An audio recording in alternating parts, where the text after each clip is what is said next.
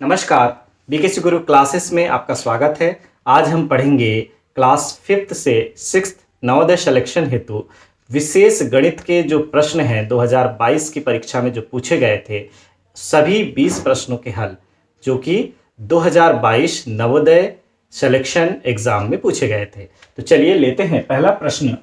एक हॉल की लंबाई तथा चौड़ाई में 23 मीटर का अंतर है। हॉल की लंबाई और चौड़ाई दोनों के बीच का अंतर कितना है? 23 मीटर है। यदि हॉल के फर्श का परिमाप 206 मीटर है तो इसके फर्श का क्षेत्रफल वर्ग मीटर में है। इसके फर्श का क्षेत्रफल हमें वर्ग मीटर में ज्ञात करना है।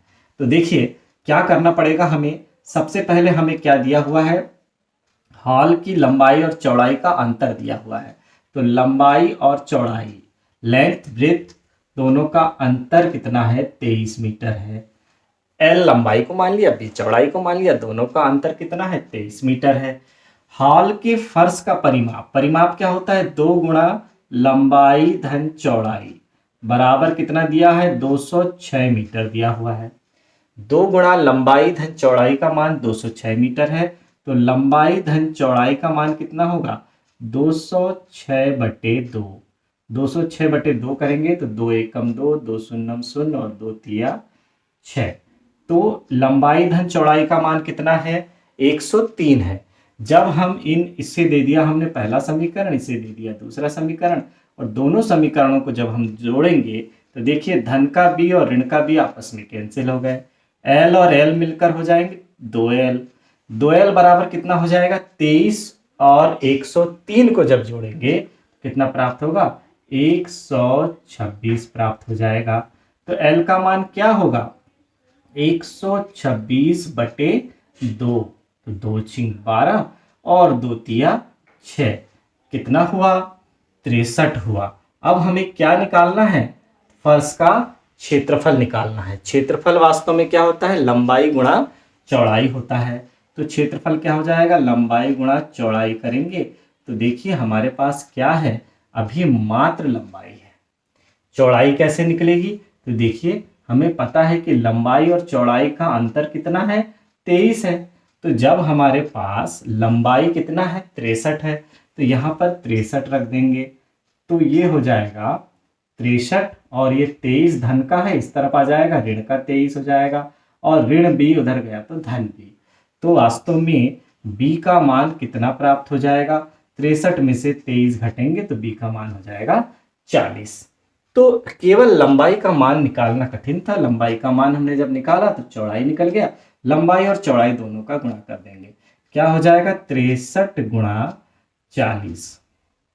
तो प्राप्त हो जाएगा 4 तिया 12 की 2 हासिल का 1, 4 छिंग 24 और 1 हो गया 25, और ये वाला 1 शून्य। 2520 वर्ग। देखिए यहाँ पर प्रश्न मीटर में है तो वर्ग मीटर लिख देंगे। 2520 वर्ग मीटर। कौन सा ऑप्शन सही है? ऑप्शन नंबर बी यहाँ पर सही है। अब हम ले लेते हैं 42 नंबर में जो प्रश्न पूछा गया था उसे लेते हैं। क्या है प्रश्न? प्रश्न है 12 सही 1/16 का दशमलव समतुल्य है। 12 सही 1/16 का, तो देखिए क्या होगा? 12 सही यानी लिख देंगे हम इसे 12 सही 1/16। क्या हो जाएगा? इस 16 का गुणा होता है 12 से, उसमें 1 जुड़ जाता है, तो क्या हो जाता है? 16 गुणा 12 धन 1 और पूरे के बटे क्या हो जाएगा? 16। बहुत आसान है बच्चों। देखिए इस हर वाले का गुणा, ये जो दिया है 12 सही, तो 16 गुणा 12 और धन अंश को जोड़ देंगे तो 16 गुणा 12 धन 1 पूरे के बटे 16 हो जाता है। तो ये बदल देगा अब इससे विषम भिन्न में। कितना हो जाएगा? 12 छिंग 72 की 2 हासिल का 7, 12 एकम 12 और 7 हो गया 19, और 1 जुड़ जाएगा बटे 16। तो कितना आ जाएगा? देखिए 193/16 कितना आया? 193/16। अब हम जब भाग देंगे 16 का 193 में तो क्या हो जाएगा? ये देखिए 16 एकम हो जाएगा 16, बचा 3, उतारे फिर 3, फिर 16 दूनी हो जाएगा 32, बचा 1, फिर दशमलव लगाए तो आया 0, 10 बना। 10 में भी अब क्या नहीं जा रहा है, 16 का भाग नहीं जा रहा है, तो भाग नहीं जाने का 0 लगाएंगे। फिर उसके बाद यहाँ एक 0 लग जाएगा। फिर 16 पंचे 80, 16 छिंग 96, तो कितना बचा बच्चों, 4 बचा। 4 बचा और फिर हम उतार लेंगे 0, 4 बचा और उतार लिया 0, तो कितना हो गया 40। 16 दूनी 32, तो 16 दूनी फिर से 32, फिर बचा कितना, 8 बचा, फिर 0 उतारे तो 16 पंचे 80, तो क्या प्राप्त हुआ हमें, 12.0625। 12.0625 कहाँ पर है, ऑप्शन नंबर सी में है। ऑप्शन नंबर सी में है 12.0625। ऐसे ही पढ़ना है जैसे मैं पढ़ रहा हूँ। आगे 43 नंबर पर प्रश्न देखिए क्या दिया गया है।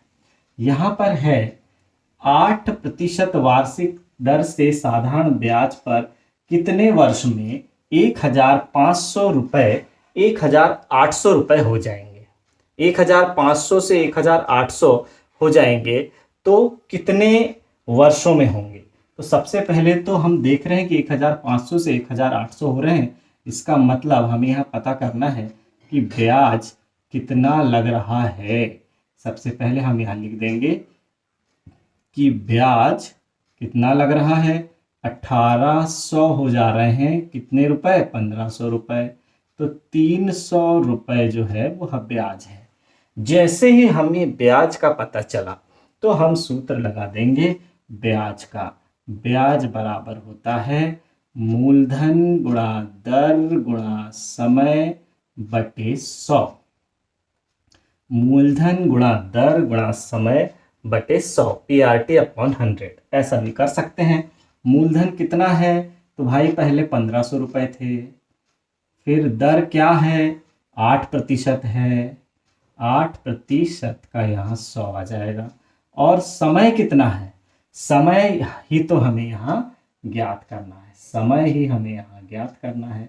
ब्याज कितना है वो तो हम जानते हैं, ब्याज है 300। अब देखिए समय ज्ञात करना तो बहुत आसान हो गया, समय को हम अकेला कर देंगे। यहाँ पर हम समय को कर देते हैं अकेला और ये हो जाएगा 300 अपनी जगह पर रहेगा, 100 ये 2 शून्य से 2 शून्य कट गए तो केवल 1 है और ऊपर के 15 और 8 आ जाएंगे नीचे। तो देखिए अब कौन किसे काटता है। यहाँ हो गया 15 एकम 15, 15 दूनी 30 शून्य, फिर आया 8 एकम 8 और 4 दूनी 8 और 4 पंचे 20, तो कितना आया समय, समय आया 5/2। समय कितना आया, 5/2। तो अब देखिए ये वर्ष में है, अब इस 2 का भाग हम 5 में देंगे तो कितना हो जाएगा, 2 दूनी 4 बचा 1, तो इसे लिखते हैं 2 सही 1/2। तो कितना आया समय, समय का मान हमें प्राप्त हुआ 2 सही 1/2 वर्ष। 2 सही 1/2 वर्ष में 1,500 रुपये 1,800 रुपये में बदल जाएंगे। चलिए अब समझ लेते हैं 44वां प्रश्न क्या है। एक साइकिल की कीमत में 20% की घटोतरी पर उसकी खरीदारी मांग में 20% की बढ़ोतरी होती है, दुकान की बिक्री पर इसका असर होगा। जब भी हम ध्यान दें कि घटोतरी और बढ़ोतरी दोनों यदि बराबर होते हैं तो सदैव कमी होती है। ये हम ध्यान रखें कि 10% की वृद्धि हुई, 10% की कमी हुई, 10% की कमी हुई, 10% की वृद्धि हुई, तो हमेशा 1% की कमी होती है। 20% की वृद्धि और 20% की कमी हुई तो हमेशा 4% की कमी होती है। तो कैसे हम इसे हल करेंगे, यहाँ देखिए, इसे सीधे हम कर देंगे कमी प्रतिशत बराबर क्या होता है। यदि समान वृद्धि और कमी हुई है तो सीधे हम लिख देंगे 20 गुणा 20/100। ये 20 गुणा 20/100 बहुत आसान है। ये 2 शून्य ऊपर के नीचे के 2 शून्य कट गए, कितना आया, 4% की कमी हुई, 4% की कमी हुई। यही आंकड़े यदि 10-10% होते तो 1% की कमी होती। अब हमें इसे ज्ञात करने के लिए एक सूत्र का इस्तेमाल करना होता है, वृद्धि ऋण कमी ऋण वृद्धि गुणा कमी बटे 100। आप इसको भी याद रखेंगे बच्चों। 45 नंबर का प्रश्न देखते हैं क्या है। यहाँ पर है 20/5 भागित 2 धन 16/8 गुणा 2 10/5 गुणा 3 धन 2 का मान हमें ज्ञात करना है। तो देखिए सबसे पहले हमें क्या करना पड़ेगा, इसी मान को हम पहले उतार लेते हैं। क्या है, वास्तव में ये भाग है 20/5 भागित 2 धन 16/8 गुणा 2 धन 10/5 गुणा 3 धन 2। तो देखिए बच्चों, इसे हल करने के लिए सबसे पहले हमें कोष्टकों को हल करना पड़ेगा। बॉडमॉस जो थ्योरम है, बॉडमॉस के हिसाब से क्या होता है, बॉडमॉस, तो देखिए क्या है बॉडमॉस। सबसे पहले हमें करना होता है ब्रैकेट हल, सबसे पहले हमें ब्रैकेट हल करना होता है, फिर उसके बाद ऑफ मीन्स का जो आते हैं का वाले सवाल उन्हें हल करना होता है, फिर होता है डिवीज़न भाग हल करना होता है, उसके बाद होता है मल्टीप्लिकेशन गुणा करना पड़ता है, फिर एडिशन योग करते हैं और फिर सब्सट्रैक्शन घटाने का काम करते हैं। तो हमें इसी क्रम में बॉडमॉस के इस हिसाब से इन सवालों को हल करना होता है। तो देखिए कैसे करेंगे इस सवाल को हल हम। तो यहाँ पर सबसे पहले हम करेंगे 20/5 को हल। 20/5 यानी 5 का भाग जब हम 20 में देंगे तो क्या होगा, 5 चौके 20 होगा। तो लिख देते हैं सबसे पहले क्या आएगा, 5 चौके 20, 4 आ गया। जब हमने इसे हल किया तो क्या प्राप्त हुआ, 4 प्राप्त हुआ। फिर इसके बाद भाग का चिन्ह है तो भाग का लगा देंगे, 2 है तो 2 लगा देंगे, धन है तो धन लगा दिया। फिर अगले कोष्टक को हल करेंगे, 16 में जब 8 का भाग देंगे तो 8 दूनी 16, फिर गुणा है तो 2 लगा दिया, फिर धन, फिर 10 में 5 का भाग है तो 5 दूनी 10, 2 बार गया, फिर गुणा का चिन्ह है तो फिर गुणा लगा दिया, और 3 और 2 का योग है तो कितना आएगा, 5। अब सबसे पहले हमें क्या करना है, भाग करना है। तो देखिए भाग किया, 4 में 2 का भाग दिया तो 2 आया, धन, फिर गुणा करेंगे, 2 दूनी 4, धन, फिर 2 पंचे 10, तो कितना प्राप्त हो गया बच्चों, 10 और 4 14 और 2 16। ये हमारा आंसर है। ऑप्शन नंबर सी है इस सवाल का हल। अब लेते हैं कि 46वें नंबर में क्या है सवाल। 46वें नंबर में है 600 रुपए की एक राशि साधारण ब्याज पर 4 वर्ष में 720 रुपए हो जाती है। 600 रुपए की राशि है और साधारण ब्याज की दर से 4 वर्ष में 720 रुपए हो जाती है। यदि ब्याज की दर में 2% अधिक कर दी जाए तो राशि 4 वर्ष में कितनी हो जाएगी। अब दर कितनी अधिक कर रहे हैं, 2% अधिक कर रहे हैं हम, तो 4 वर्ष में कितनी हो जाएगी। तो देखिए यहाँ पर सबसे पहले हम लिख देंगे कि जो हमें ज्ञात है क्या दिया हुआ है। देखिए 600 रुपए की एक राशि साधारण ब्याज की दर पर 4 वर्ष में 720 हो जाती है। तो राशि कितनी है, 600, ब्याज कितना लग रहा है देख लीजिए आप, ब्याज है 720, 600 से हुआ तो कितना हुआ, 120 रुपए हुआ, 120 रुपए ब्याज हुआ।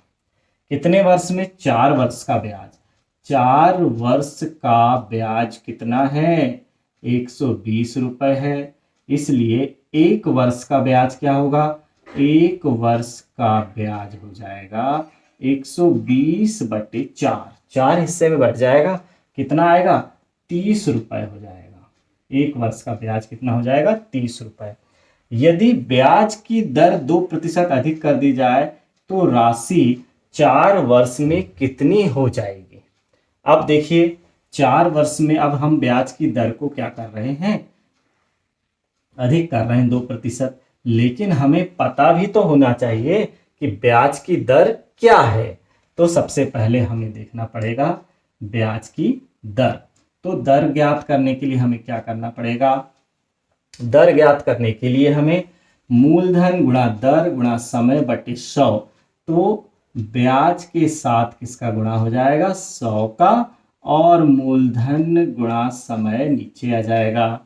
हमें पता भी चल गया है कि भाई ब्याज कितना था, ब्याज 1 वर्ष का हम निकाल चुके हैं।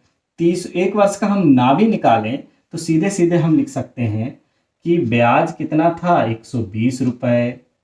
ठीक है, 120 रुपये ब्याज, और सीधे हम लिख देंगे यहाँ पर 100। मूलधन कितना था, 600, और समय कितना लगा, समय लगा 4 वर्ष। ठीक है बच्चों, तो उस हिसाब से दर कितनी थी, ये 2 शून्य से 2 शून्य कट गए, और फिर 4 तिया 12, और ये शून्य, फिर बचा 6 पंचे 30। तो दर थी 5% वार्षिक। दर क्या थी, 5% वार्षिक दर थी। अब दर 2% बढ़ा दे रहा हूं मैं, तो क्या हो जाएगी, प्रश्नानुसार जब दर हम बढ़ाएंगे 2% तो कितनी हो जाएगी दर, 7% हो जाएगी।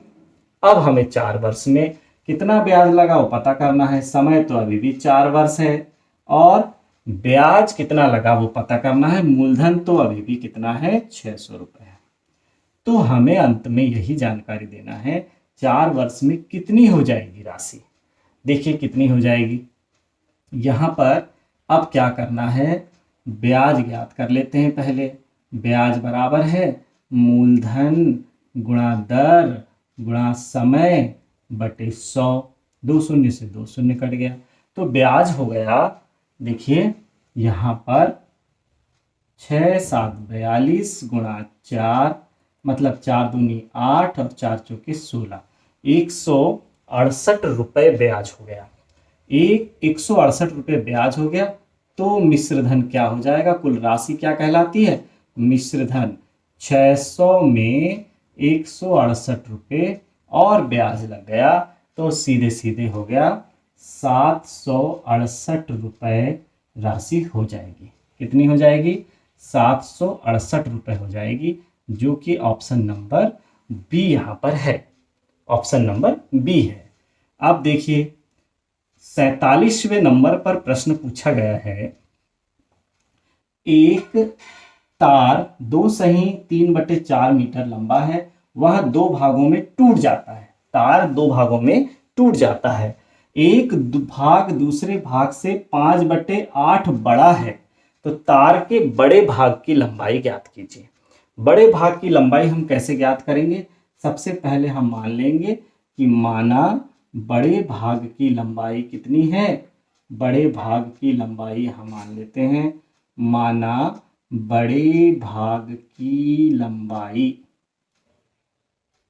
x है, x मीटर है बड़ा भाग, तो छोटा भाग उससे क्या है, 5/8 छोटा है, तो छोटा भाग क्या हो जाएगा, छोटा भाग बराबर हो जाएगा x ऋण 5/8। तो दोनों तारों के टुकड़ों का योग कितना है, 2 सही 3/4 मीटर। तो प्रश्नानुसार यहां कर देंगे, प्रश्नानुसार क्या हो जाएगा, x धन x ऋण 5/8, ये दोनों टुकड़ों को जब हमने जोड़ा तो क्या प्राप्त हुआ, 2 सही 3/4। ये दूसरा टुकड़ा, ये पहला टुकड़ा, दोनों टुकड़ों का योग कितना है, 2 सही 3/4 मीटर। अब हम इसे हल कर लेंगे, कितना हो जाएगा, x और x मिलकर 2x हो जाएगा, बराबर 2 दूनी 4 और 4 तिया 4 दूनी 8 और 8 और 3 11, 11/4, और ऋण 5/8 उस तरफ जाके धन 5/8 हो जाएगा। तो कितना प्राप्त हो जाएगा, देखिए बच्चों, अब हमें दोनों के हर समान करना है, हर समान कर दीजिए, कितना हो जाएगा, हर में आ गया 8, ऊपर हो गया 11 दूनी 22 धन 5, दोनों के हर में 8 है तो 8 का 8, कितना हो जाएगा, 2x बराबर हो गया 27/8। तो x बराबर कितना हो जाएगा, x बराबर हो जाएगा 27 बटे 8 दूनी 16, 27 बटे 16। तो जब हम इसे इस रूप में बदलेंगे तो क्या हो जाएगा, मिश्र भिन्न के रूप में 16 का भाग 27 में दे देंगे, 16 एकम 16 बचा 1 1 11, तो लिख देंगे 1 सही 11 बटे 16 मीटर। 1 सही 11 बटे 16 मीटर है बड़े टुकड़े की लंबाई। तो यहाँ पर देखिए कौन सा उत्तर सही है, 1 सही 11 बटे 16, हमारा ऑप्शन नंबर ए यहाँ पर सही है। अब लेते हैं 48वें नंबर में क्या प्रश्न पूछा गया था। देखिए 48 नंबर का प्रश्न है यहाँ पर,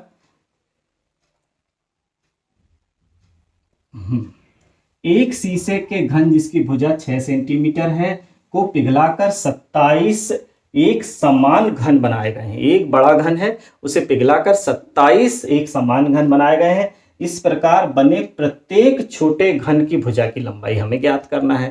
प्रत्येक छोटे घन की भुजा की लंबाई ज्ञात करना है।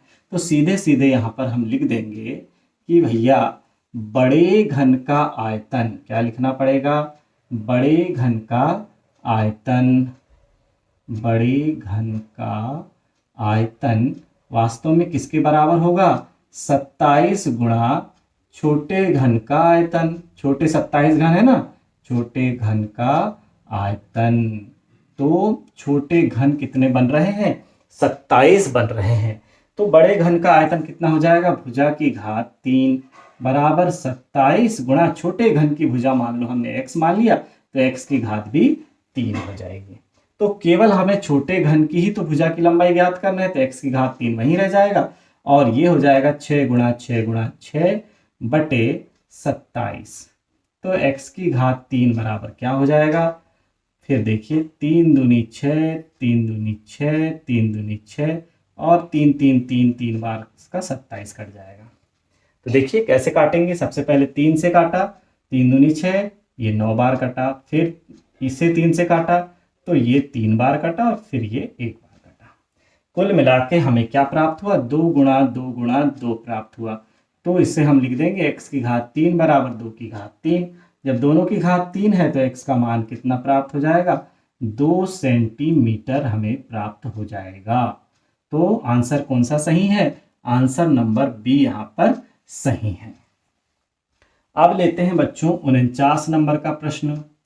49 नंबर है, 2100 के अभाज्य गुणनखंड करना है। आसान प्रश्न है। अभाज्य गुणनखंड कैसे करना है, देखिए 2100 है हमारे पास, तो सबसे पहले हम 2 से भाग देंगे, 2 एकम 2 शून्यम, फिर 2 शून्यम किया तो फिर क्या हुआ, 2 पंचे 10 और फिर 2 शून्यम शून्य, 1050 बार गया।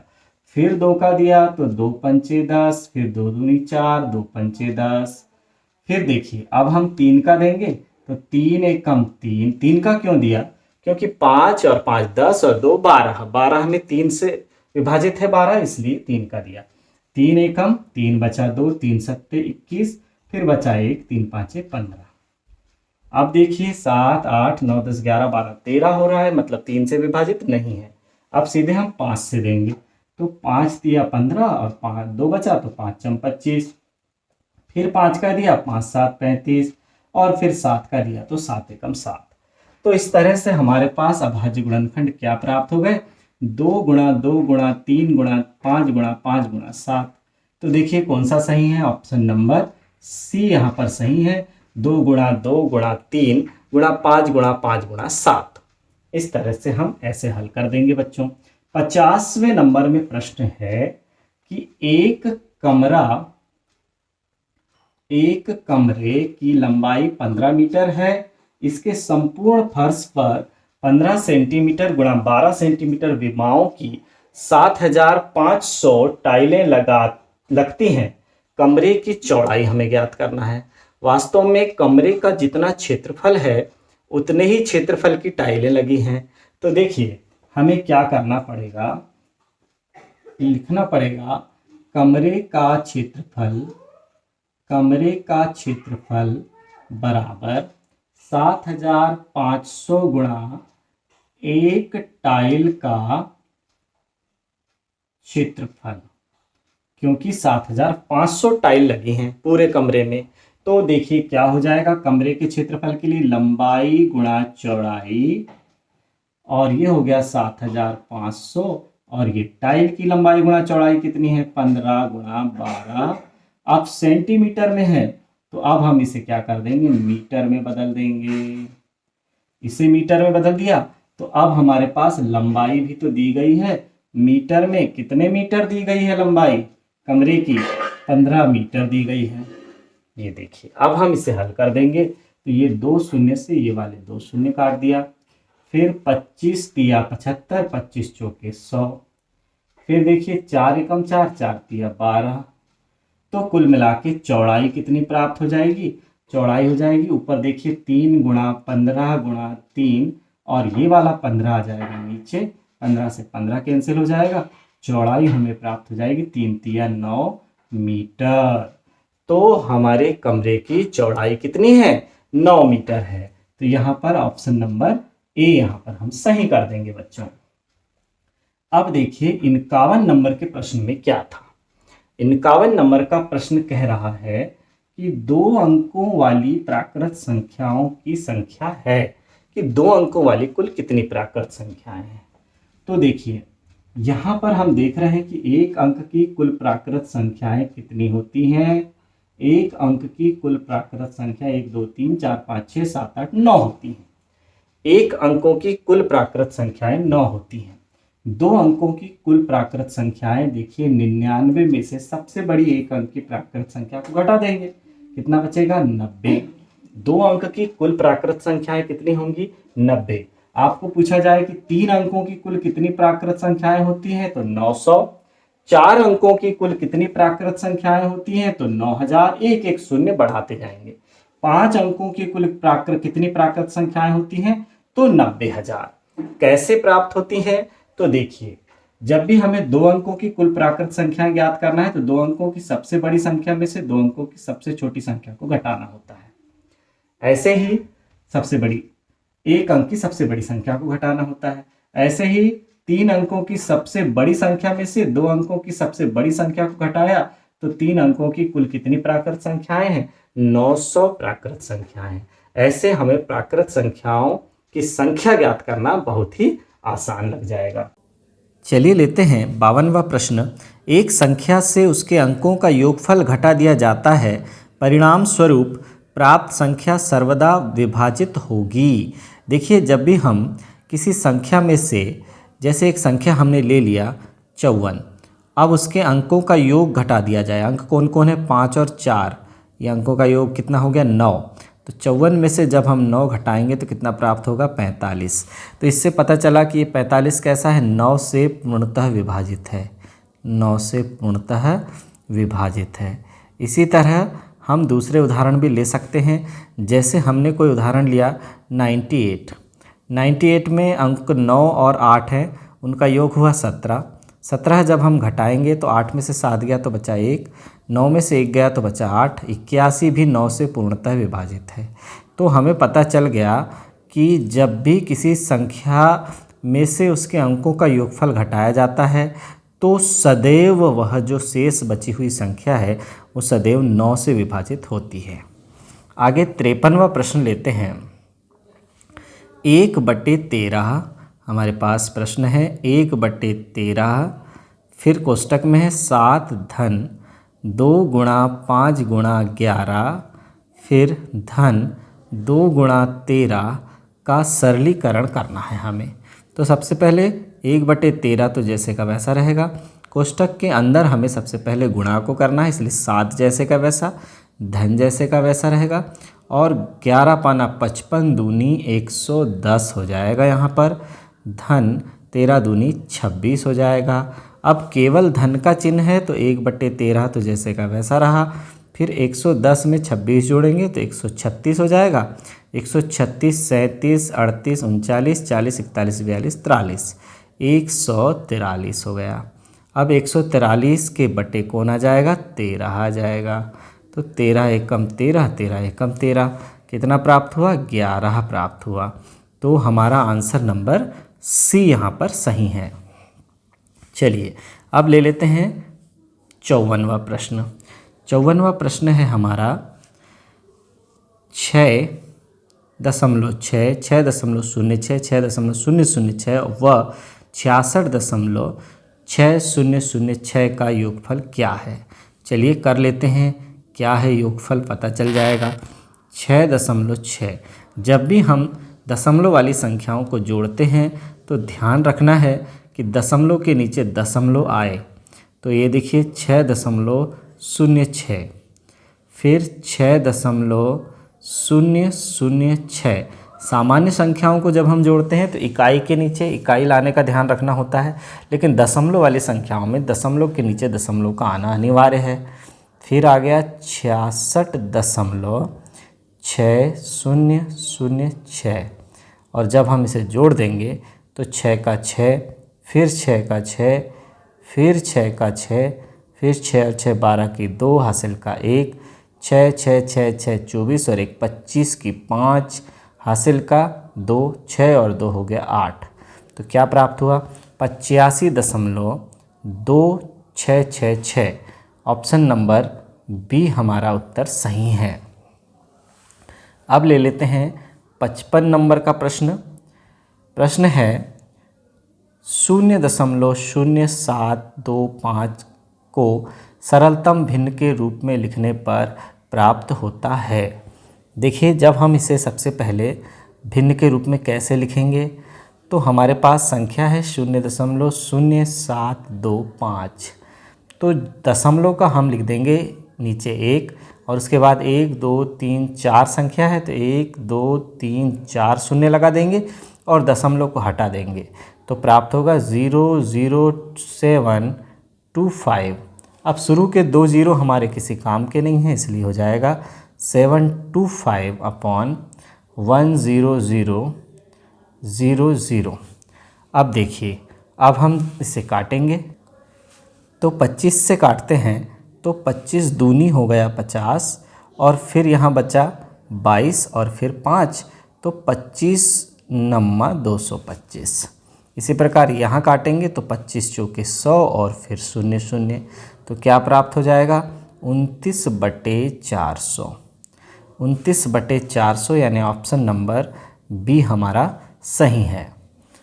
फिर आगे देखते हैं बच्चों 56 नंबर का प्रश्न। क्या है 25, 45 तथा 75 का लघुत्तम समापवर्त्य ज्ञात करना है। तो देखिए बहुत आसान है, 25, 45, 75 तीनों को हम एक साथ लिख देंगे और एक साथ लिखकर तीनों को विभाजित करने का प्रयास करेंगे। जो पूर्णतः विभाजित नहीं होगा उसे जैसे का वैसा लिख देंगे। देखिए सबसे पहले हम 3 से देते हैं तो 3 से 25 विभाजित नहीं हो रहा है तो यहाँ पर 25 जैसे का वैसा। फिर 3 से 45 विभाजित हो रहा है तो 3 एकम 3 बचा 1, 3 5 15। फिर 3 से 75 विभाजित हो रहा है तो 3 दूनी 6 बचा 1, 3 5 15। आगे फिर से हम 3 से विभाजित करेंगे। 3 से पुनः 25 विभाजित नहीं हो रहा है, फिर 15 को विभाजित करेंगे तो क्या होगा 3 5 15 और फिर 25 जैसे का वैसा हो जाएगा। तो विभाजित नहीं हो रहा है 25 में, है ना। फिर आगे देखते हैं बच्चों, अब हम 5 से विभाजित करेंगे तो 5 से 25 भी विभाजित होगा। 5 25, 5 एकम 5 और 5 25। फिर हम 5 से विभाजित करेंगे तो प्राप्त होगा 5 एकम 5, 1 का 1, 5 एकम 5। तो अब देखिए हमारे पास क्या गुणनखंड आया LCM। क्या आया LCM? LCM आया 3 गुणा 3 गुणा 5 गुणा 5। तो देखिए क्या हो जाएगा 5 25, 25 या 75 तो 75 का गुणा किससे होगा, फिर 3 से होगा तो 3 5 15 की 5 हासिल का 1, 3 7 21 और 1 22 तो 225 आया LCM। तो ऑप्शन नंबर डी हमारा सही है। फिर लेते हैं अगला प्रश्न 57 नंबर का प्रश्न। क्या है 4 अंकों की छोटी से छोटी संख्या को अभाज्य संख्याओं के गुणनफल के रूप में व्यक्त करने पर प्राप्त होता है। सबसे पहले हम 4 अंकों की छोटी से छोटी संख्या लिख देंगे। क्या है 4 अंकों की छोटी से छोटी संख्या? तो देखिए 4 अंकों की छोटी से छोटी संख्या हो जाएगी हमारी 1000। जब भी हम छोटी से छोटी संख्या लिखते हैं तो 1 से शुरू करते हैं। जैसे 5 अंकों की छोटी से छोटी संख्या क्या हो जाएगी? 10,000। 3 अंकों की छोटी से छोटी संख्या क्या हो जाएगी? 100। 2 अंकों की छोटी से छोटी संख्या 10। 1 अंक की छोटी से छोटी संख्या 1। यानी जब भी हम छोटी संख्या लेते हैं तो हमें 1 से शुरू करना है और आगे 00 लगाना है। लेकिन बड़ी संख्या जब लिखते हैं तो कैसे लिखते हैं? देखिए 1 अंक की सबसे बड़ी संख्या 9, 2 अंक की सबसे बड़ी संख्या 99, 3 अंक की सबसे बड़ी संख्या 999, 4 अंक की सबसे बड़ी संख्या 9999, 5 अंक की सबसे बड़ी संख्या 99,999। ऐसे ही 6 अंकों की सबसे बड़ी संख्या 9,99,999। केवल 9 ही लिखना होता है सबसे बड़ी संख्या लिखने के समय। इस प्रश्न में हमें 4 अंकों की सबसे छोटी संख्या 1000 के अभाज्य गुणनखंड करना है। तो देखिए इसके हम अभाज्य गुणनखंड कर देंगे। ये देखिए तो सबसे पहले किसका भाग जाएगा? 2 का। 2 पंचे 10, 2 शून्यम शून्य, 2 शून्यम शून्य। फिर लेंगे 2 का, तो क्या हो जाएगा? 2 दूनी 4 बचा 1, 2 पंचे 10, 2 शून्यम शून्य। फिर देंगे 2 का, तो 2 एकम 2, 2 दूनी 4, फिर बचा 1, 2 पंचे 10। फिर 5 का, तो 5 दूनी 10, फिर बचा 2, 5 25। फिर 5 का दिया तो 5 25। फिर 5 का दिया तो 5 एकम 5। अब देखिए 2 गुणा 2 गुणा 2 गुणा 5 गुणा 5 गुणा 5 उल्टे क्रम में दिया हुआ है। 2 गुणा 2 गुणा 2 गुणा 5 गुणा 5 गुणा 5, यानी ऑप्शन नंबर सी हमारा सही है, जो कि 1000 के अभाज्य गुणनखंड हैं। अब 58 नंबर का प्रश्न है, यदि 72 तथा 180 का महत्तम समापवर्तक 36 है तो इनका लघुत्तम समापवर्त्य होगा।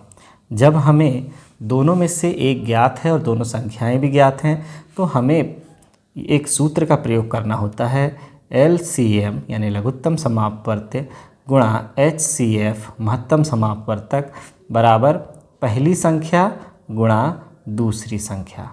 इस सूत्र का हम प्रयोग करेंगे। पहली संख्या हमारी 72 है, दूसरी संख्या 180 है। LCM का मान देखिए कितना है? महत्तम समापवर्तक का मान दिया हुआ है 36 और LCM हमें ज्ञात करना है, तो LCM की जगह में LCM ही लिख देंगे और ये हो जाएगा 72 गुणा 180।